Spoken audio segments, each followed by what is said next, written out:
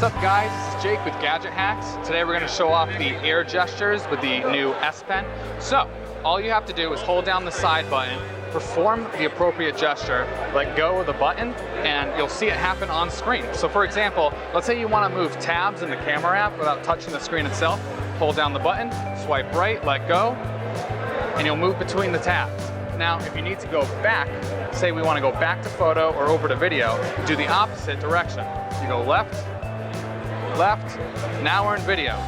Now let's say you want a selfie video, in case you're vlogging, then you'll swipe up to change the camera. Go back down to go back to the other view. Now, if we want to zoom in, we do a nice little semicircle here while holding down the button. And the longer you hold it down, the more it'll zoom in. You let go of the button and it stops zooming. Pretty easy. Now, if you want to zoom out because you're too close, you just do the opposite direction to the left. Keep the button held down as long as you want to zoom, let go to stop on the appropriate spot.